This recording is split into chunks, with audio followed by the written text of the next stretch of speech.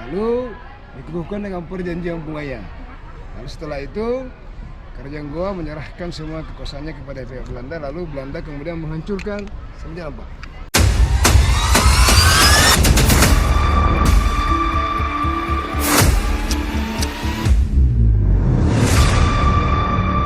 Sebelah kiri, mari sambil jalan. Ya, jadi benteng ini sebenarnya adalah milik peninggalan Kerajaan Goa. Itu dibangun pada tahun 1545 oleh Raja Goa yang ke-9 yang bernama Daimatandrek Karaeng Tumapar Skalona. Lalu setelah beliau wafat, dilanjutkan oleh putranya yang bernama Karaeng Tunipalangga Ulawang, Raja Goa yang ke-10. Nah, dulunya bangunan yang ada dalam kompleks benteng ini itu rumah panggung, Pak, rumah khas suku Makassar. Nah, kenapa bisa berubah seperti ini? Karena Kerajaan Goa kalah perang yang terkenal dengan Perang Makassar. Dan kala itu dipimpin oleh Sultan Hasanuddin, Raja Goa yang ke-16, sedangkan Belanda dipimpin oleh Cornelis Jansen Spilman. Maka dengan cara licik Kerajaan Goa dikalahkan. Lalu dikukuhkan dengan perjanjian Bungaya. Lalu setelah itu Kerajaan Goa menyerahkan semua kekuasaannya kepada pihak Belanda, lalu Belanda kemudian menghancurkan semenjak apa? Benteng-benteng milik Kerajaan Goa yang berjumlah 15. Ini yang tidak dihancurkan. Kenapa? Karena letaknya sangat strategis, sangat menguntungkan. Jadi benteng utama milik Kerajaan Goa itu di benteng sana, Benteng Sombaopu. Itu jadi dihancurkan oleh Belanda. Nah, tapi sekarang pemerintah membangun rumah adat. Jadi sekarang boleh kita bilang Benteng Sombaopu itu adalah miniatur dari Sulawesi Selatan, karena hampir semua rumah adat ada di sana. Nah, setelah itu Belanda tepatnya tanggal 21 November 1667 menempati benteng ini, lalu merubah bangunannya seperti apa yang sekarang kita lihat. Belanda membangun 14 gedung, lalu dirubah fungsinya menjadi 3 bagian penting. Pertama sebagai pusat pemerintahan kolonial Hindia Belanda, kedua pusat pertahanan Belanda, ketiga pusat perdagangan rempah-rempah. Lalu Belanda juga membangun beberapa buah penjara. Ini dia salah satunya, penjara bagi ini bangsa Kerajaan Goa. Lalu ada bekas Rutan Tangerang di sana. Kemudian ada penjara bawah tanah. Sekarang kita akan lihat. Lalu setelah itu Belanda juga membangun bastion. Apa itu bastion? Adalah bahasa Perancis, artinya benteng kecil untuk menerima tamu-tamu yang tertuliskan namanya. Di sini ada 5 bastion.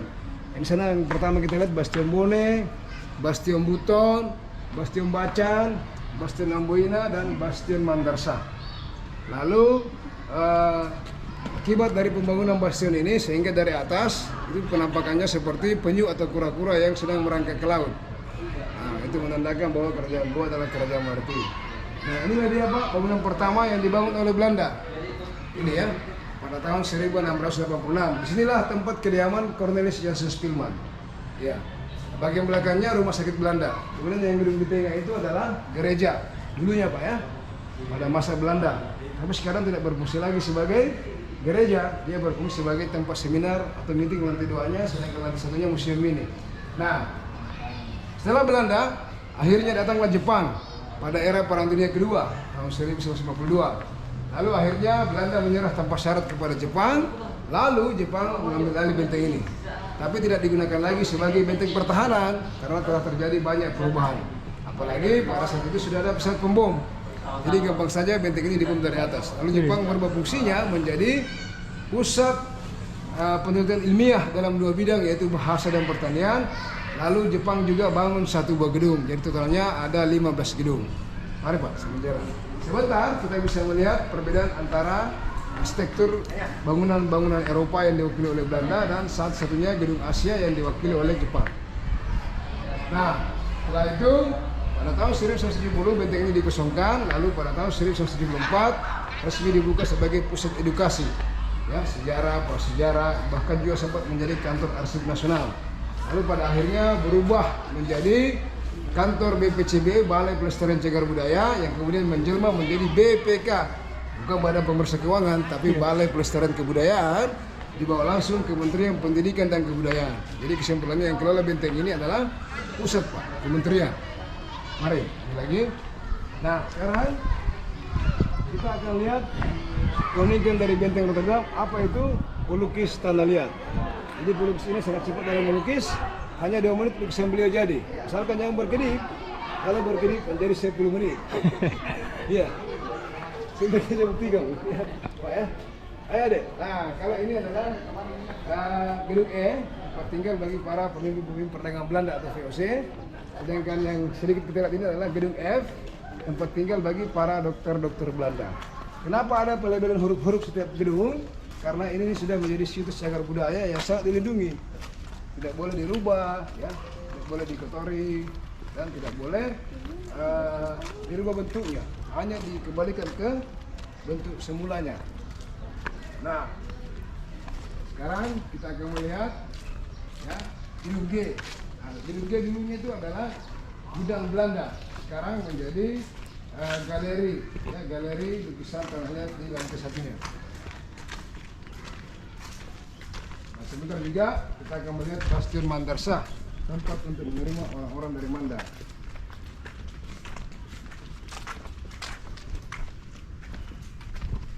Jadi luas benteng ini Pak hampir 3 hektar ya.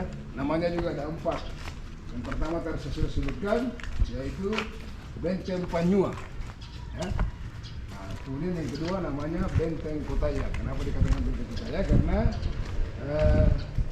letaknya di kota Makassar ya. Pusatnya di kota ya? Ya, dulunya memang Makassar ini adalah kota pusat perdagangan dunia. Jadi semua pedagang-pedagang dari luar negeri datang kemari untuk berbisnis atau berdagang. Nah ini dia galeri lukisan tempat menerima tamu-tamu dari Manda ya. Ini dia. Sekarang kita akan melihat perbedaan antara gedung-gedung Eropa dan satu-satunya gedung peninggalan Jepang. Mari kita ke sana.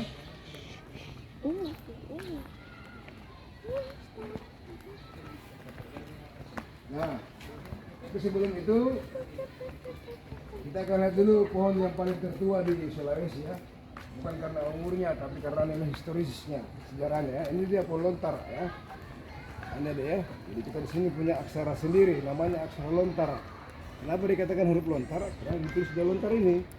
Tapi yang digunakan itu daunnya yang masih kuncup, yang masih muda, bukan yang bekas seperti itu. Dikeringkan dulu, setelah kering bagus, terus pakai benda tajam, ya, pakai bambu atau pisau. Nah, ini diciptakan oleh Daim Pawate tahun 1538, ya, pejabat Kerajaan Goa di era Raja Goa yang membangun benteng ini ya. Raja Goa yang ke-9. Nah, sini Pak, yang tidak panas, mari.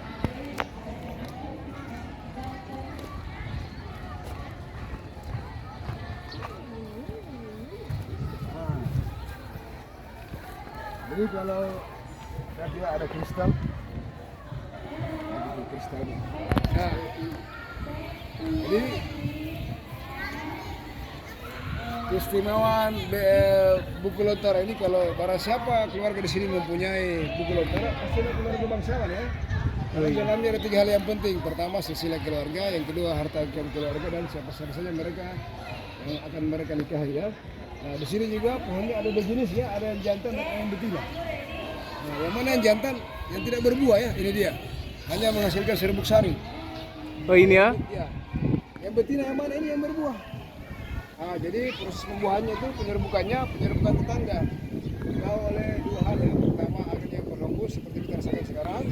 Kedua berumur yang bercucuk di pagi hari ya sampai sore hari sehingga menghasilkan buah. Kalau di Jawa namanya buah siwalan. Kalau di sini namanya buah talak ya. Nah, ini juga menghasilkan 2 jenis minuman ya, gula merah dan ballo ya. Nah, jadi sebenarnya ballo itu adalah minuman yang sebagai para petani di kampung. Setelah bekerja seharian di ladang, di sawah, itu malam hari cuma minum 3 gelas untuk mengembalikan tenaga lalu tidur. Tapi sekarang anak muda menyalahgunakannya ya, minum bergelas-gelas. Istilahnya mereka minum 1 batu, 5 liter isinya 1 batu. Oke, sekarang kita lihat, sini belum selesai. Sekarang kita lihat perbedaan ya antara gedung-gedung Eropa dan gedung peninggalan Belanda. Jadi semua ini Pak, ya bangunan-bangunan Belanda ini dibangun dengan menggunakan arsitektur Eropa abad ke-17 dengan style atau gaya gotik. Jadi tinggi yang mana gedung peninggalan Jepang? Ini Pak, gedung I, satu-satunya gedung terendah di sini. Ini Pak. Ya. Dia cuma 1 lantai. Kalau yang lainnya ada 3 lantai. Nah itu dia. Ini Pak yang gedung E.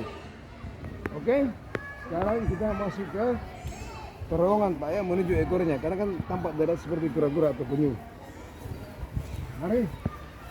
Ini kita masuk di terowongannya Pak. Mari. Ini terowongannya.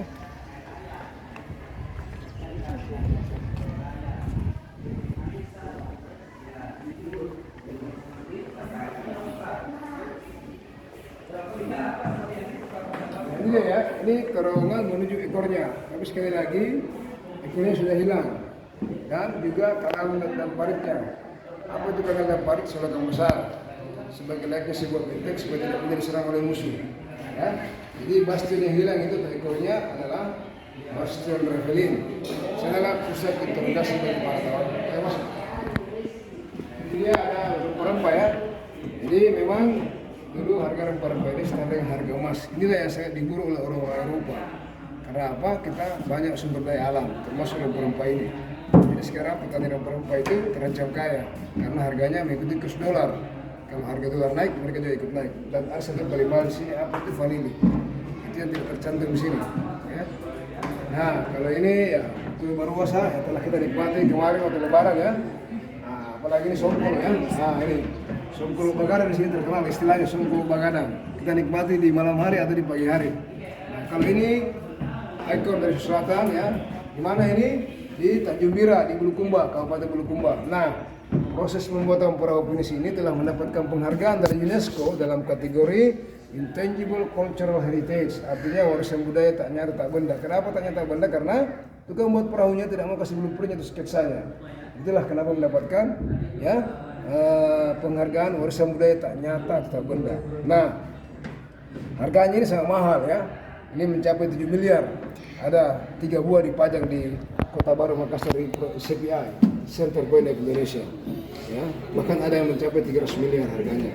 Hanya orang-orang Eropa biasa membelinya dijadikan sebagai kapal pesiar mini.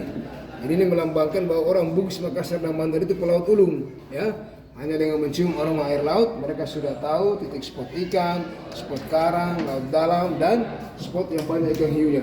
Tapi sekarang andalan kita pakai GPS ikan ya. Mari. Nah, jadi kita menuju ending dari terowongan ini. Ya. Nah, jadi sekali lagi kenapa itu coto enak? Karena ada 40 rempah-rempah di dalamnya bergabung. Itulah rahasia coto kenapa enak.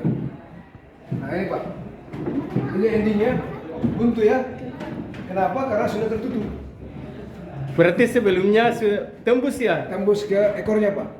Kan kura-kura dari atas. Ya. Ini ekornya sudah hilang. Kenapa hilang? Karena terjadi pembangunan kota Makassar. Sekarang Makassar sudah menjadi kota terbesar ketiga ya, bukan di dunia, tapi di Indonesia. Pertama Jakarta, kedua Surabaya, ketiga Makassar. Bukan karena jumlah populasi penduduknya, tapi karena nilai investasinya ya. Banyak investor datang kemari untuk berinvestasi atau menanamkan modalnya. Apalagi dalam sektor pertambangan yang sekarang ini. Ya, ini kenapa ada ornamen-ornamen seperti ini ya, interiornya ini karena kemarin ini habis pameran. Ada pameran ya? Ya Pak. Ada pameran? Iya, pameran rempah-rempah. Karena kan dulu Kerajaan Goa itu menguasai jalur perdagangan laut, jadi juga mengatur lalu lintas perdagangan di laut. Karena Kerajaan Goa telah menerapkan sistem bandar sah, ya, sejak pada abad ke-15. Ayo Pak, kita keluar.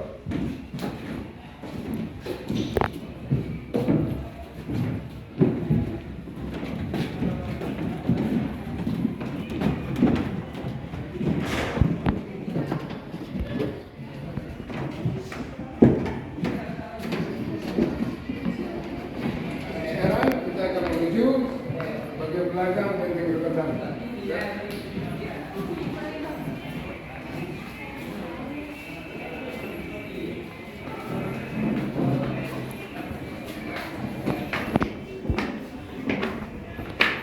Kenapa ada lubang ini Pak?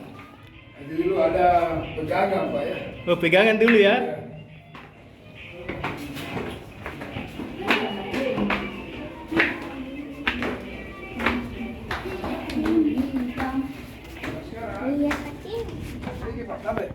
Sekarang kita berada di antara kaki kanan bagian belakang.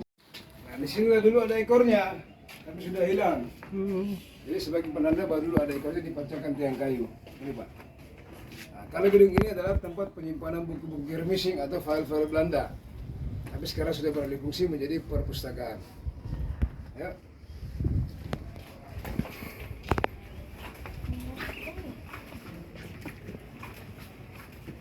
Nah, kalau yang depan ini, ya, gedung K adalah kantor wali kota pada era pemerintahan Belanda.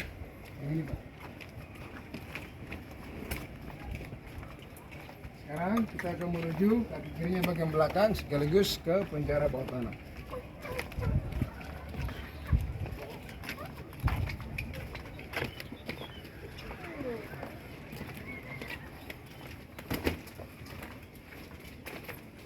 Jadi sekarang kita berada di Kota Tua Makassar. Kota barunya itu di sana ya. Dinamakan CPI, Center Point Indonesia. Kenapa dikatakan CPI atau titik tengah Indonesia? Karena kalau ditarik garis dari Sabang sampai ke Merauke, titik tengahnya itu ada di sana. Nah itu Masjid 99 Kuba itu kemarin diarsitektori oleh Bapak Ridwan Kamil.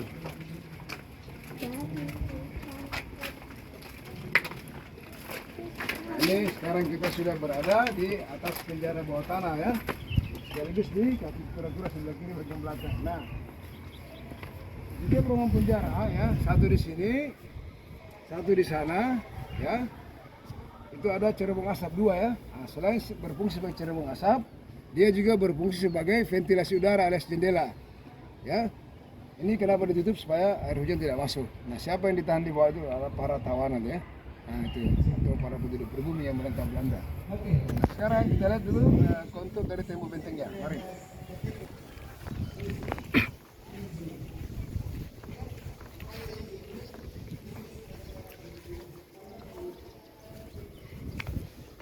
Ini apa ya? Jadi di sanalah kaki kirinya bagian depan. Ini kaki kirinya bagian belakang. Nah, tinggi tembok bentengnya itu 5 meter mulai dari atas permukaan air laut.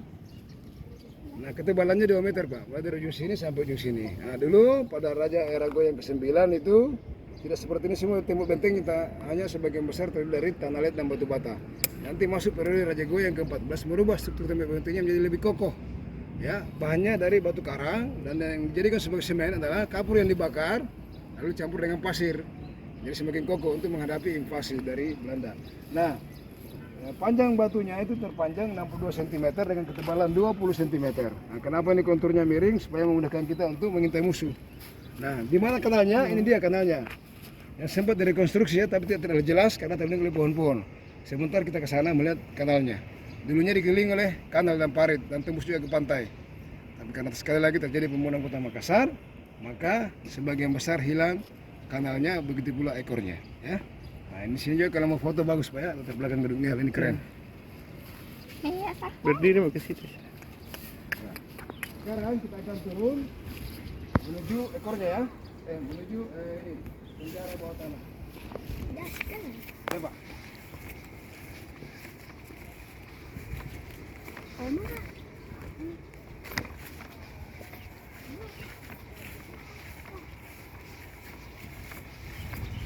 Ini ya. Nah, di kiri kanan kita itu di bawah itu adalah penjaranya. Nah, di sini juga tempat spot foto prawedding ya, foto model ya. Nanti berdiri di tengah. Jadi menurut perspektif fotografer ini foto 3 dimensi, tampak atas, tengah dan bawah. Sini sedikit. Ah, keren ya. Kita ambil semua ini. Wah, ini keren. Dekat-dekat ke sini, Sah. Maju sedikit deh. Nah, Oke. nah oke. Bapak Ibu yang nggak mau foto berdua? Nanti. Oh iya. Jadi di kiri kanan kita itu penjara ya. Kiri kanannya itu penjara. Ini di kiri dan di kanan penjara ya. Nah, sekarang kita akan lihat ini gambarnya dari atas ya, seperti penyu atau kura-kura yang sedang merangkak laut. Ini, tarik. Ini dia. Nah, ini kepalanya ya. Tadi Bapak Ibu Adik masuk di sebelah kirinya dari pintu ya. Nah, sekarang kita ada di mana? Kita ada di sini. Kan tadi kita ada di sini, ya. Nah, nama berikutnya benteng ini Benteng Ujung Pandang. Inilah sangat bersejarah. Kenapa? Karena kata Ujung Pandang pernah satu kali menjadi nama ibu kota provinsi ini ya. Tahun 70 dirubah namanya menjadi Ujung Pandang pada era pemerintahan wali kota kita yang sangat fenomenal Bapak Muhammad Dempa Tompo. Kenapa dirubah menjadi Ujung Pandang? Karena pada saat itu Kota Makassar kayak kota mati. Lalu beliau mengundang para investor, tapi investor itu satu syarat, ganti namanya. Maka diganti namanya menjadi Ujung Pandang. Kemudian pada tahun 2000 pada era pemerintahan Ilham Arif Sirajuddin, dikembalikan lagi namanya menjadi Makassar. Kenapa? Karena Makassar mengandung filosofi yang sangat mendalam ya. Makassar itu berasal dari bahasa Makassar, Mangkasara. Ada dua kata di sana. Mang artinya menjadi, Makassar itu muncul, nampak dan eksis. Apa yang menjadi nyata? Kesimpulannya adalah agama Islam. Jadi Raja Goa pertama yang mulai agama Islam adalah kakek dari Sultan Hasanuddin yang bernama Imang Ngerangi Daman Rabia. Setelah masuk agama Islam berubah nama menjadi Sultan Alauddin. Sejak saat itu beliau mengeluarkan dekret bahwa perintah bahwa agama Islam adalah agama resmi yang dianut oleh semua warga masyarakat Makassar, lalu juga disebarkan ke kerajaan-kerajaan yang lain. Jadi tidak heran kita di sini beragama Islam 80% lebih karena pengaruh dari kerajaan Goa. Nah, dikembalikan lagi sini, kenapa namanya Benteng Ujung Pandang? Kalau dilihat dari atas, kontur tanahnya itu seperti tanjung. Maksudnya daratan yang menjorok ke laut. Ya, kalau selat ada ya, lautan yang menjorok ke darat ya, itu kebalikannya. Nah, di depan benteng ini dulunya langsung pantai. Ya, tidak ada jalanan, tidak ada gedung-gedung yang tinggi, tidak ada pelabuhan kontainer ya. Nah, yang ada dulunya cuma pelabuhan tradisional, pelabuhan Potter di sini dia.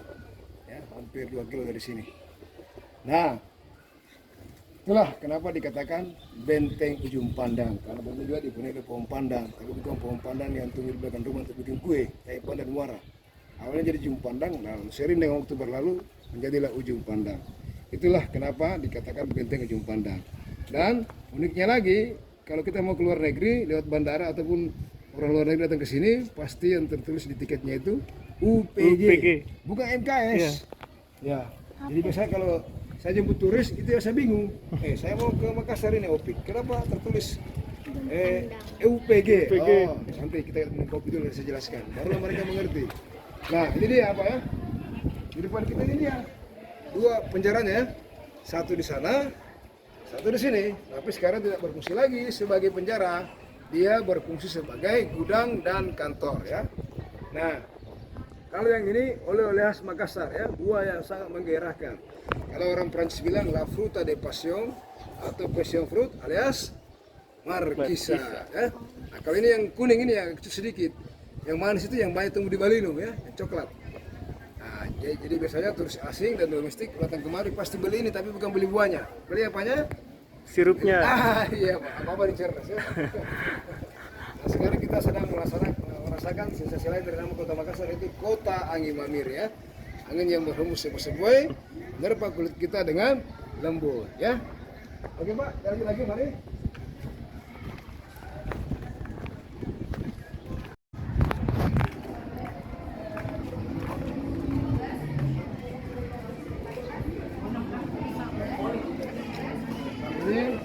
Sini juga merupakan pusat belajar bahasa Inggris Pak ya. Sini ada 3 klub meeting ya. Ada Pioneer English Meeting Club, ada Benteng Panyo English Meeting Club, ini ada SCPZ atau English Song. Di sini Kampung Inggris ya. Bukan Pak, beda. Kalau kampung Inggris kan bermalam, ini Iya. hanya hari Ahad saja atau hari Minggu.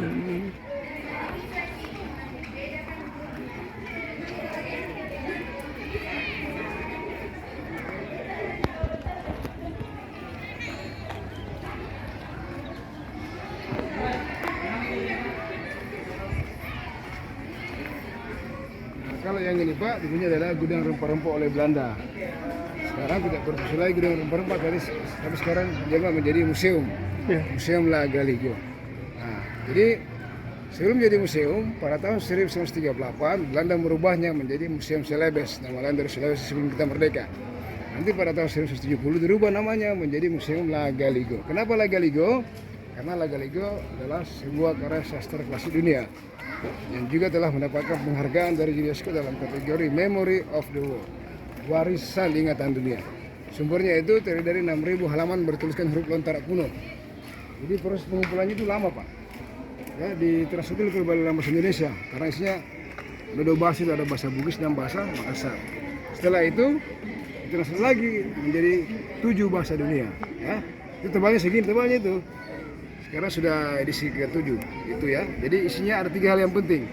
Pertama, ya, bersihkan atau sebagai falsafah hidup orang Bugis Makassar. Ya, jauh sebelum Islam dan Kristen masuk ke sini. ya, the way of life, filosofi hidup orang Bugis Makassar. Kedua, bersihkan pantangan larangan adat yang tidak boleh kita langgar. Ya. Ketiga, bersihkan puisi-puisi dan sajak-sajak atau tata cara melaksanakan ritual adat Bugis Makassar. Ya, jadi dikisahkan tokoh utamanya adalah Sauri Gading yang menikah dengan Wei Chudai, putri bangsawan Cina. Kenapa? Karena beliau kan ingin menikahi saudarinya ya, yang bernama Wei Tenri Abeng. Ya, tapi tidak boleh menikah saudara. Lalu beliau diarahkan ke negeri China, maka berangkatlah beliau ke negeri Cina ya dengan menggunakan ya perahu pinisi ya. Beliau lah orang pertama yang menggunakan perahu pinisi. Jadi berdasarkan karya sastra klasik Nagaligo, kita digelari oleh Pelaut Ulung ya. Nah, kenapa juga Bulukumba menjadi Buta Pandritalopi atau tempat orang ahli membuat perahu pinisi? Karena setelah menikah beliau mau pulang ke Luwu ya. Di Toraja, 3 jam lagi dari Toraja ya, atau 4 jam lah. Nah, sampai tiba di perairan Selayar, kapal beliau karam, pecah jadi 3. Layarnya ada di Pantai Bira, sehingga menyebabkan di sana pandai berlayar. Kemudian setir perahunya ada di Tanah Beru, sehingga menyebabkan di sana pandai membentuk perahu pinisi. Sedangkan badan perahunya ada di Lemo-Lemo, Pantai Lemo-Lemo. Nah, jadi orang sana merakit kembali perahu tersebut. Nah, jadilah. Jadi sekarang Bulukumba itu adalah pusat pembuatan perahu pinisi ya. Atau Pandritalopi ya. Betul Pak, ya disebut dengan Pandritalopi ya. Keunikannya dulunya itu perahu tersebut tidak menggunakan mur dan baut untuk memperkuat struktur sambungannya, hanya pasak paku dari kayu. Tapi sekarang untuk lebih memperkuat sambungannya itu sekarang digunakan mur dan baut.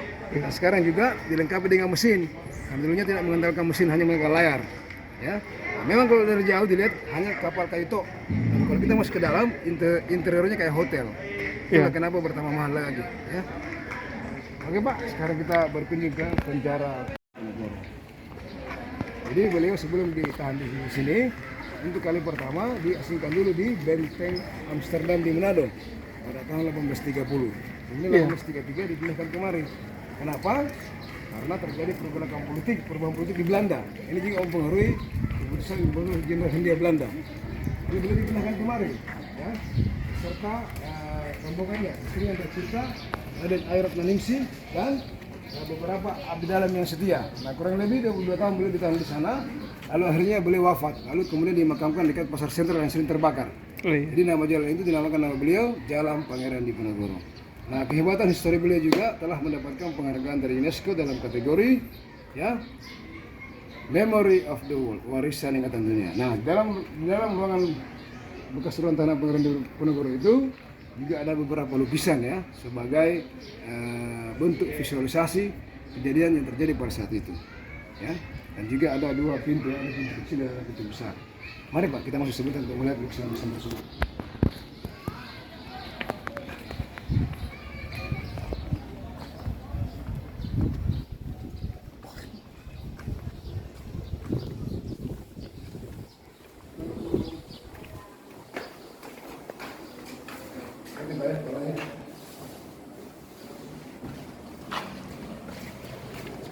Nah, kemudian ini adalah diaroba yang berdasarkan hanya kehidupan. Ini balik-balik beliau itu tidur.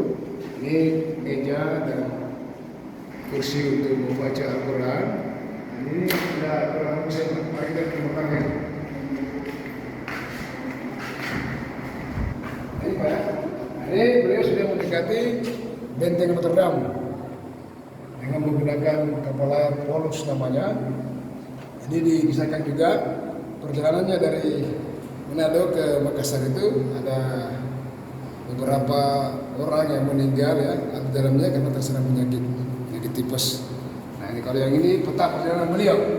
Ini pertama kali beliau ditangkap di Magelang, lalu diasingkan ke Batavia Jakarta, lalu ke Madura sebenarnya, lalu naik ke Benteng Amsterdam. Lalu 1833 dipindahkan kemari Pak. Nah, ini dia. Lalu akhirnya beliau wafat di sini. Jadi makam beliau itu ada di sini, di sana dekat Pasar Sentral ya, bukan di Jawa. Nah, kemarin waktu ada ini pertemuan APEXI, Asosiasi Pemerintah Kota Seluruh Indonesia, itu datang juga 3 kandidat. kandidat yang ini nomor 2 mengusulkan supaya makam beliau dipindahkan. Tapi keturunan langsung beliau keturunan kelima, Raden Hamzah sebagai juru kunci di sana nggak sepakat karena ini adalah amanah beliau, ya, menunjuk sendiri lokasi makamnya. Nah, artinya beliau sudah mempersembahkan dirinya kepada Ibu Pertiwi. Artinya Indonesia itu cuma bukan Jawa, tapi satu kesatuan Nusantara. Nah, gitu Pak. Nah, kalau yang ini adalah lukisan beliau sudah tiba di halaman benteng Rotterdam beserta rombongan.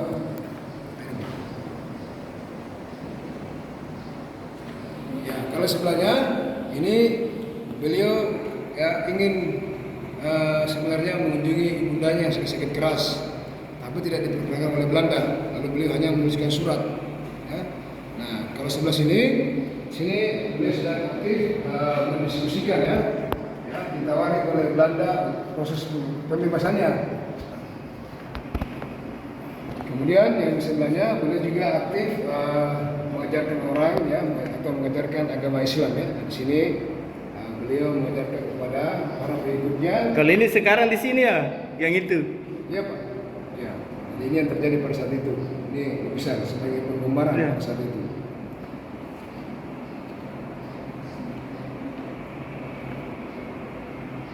Di sini juga ada 2 pintu Pak ya. Ada pintu besar dan pintu kecil.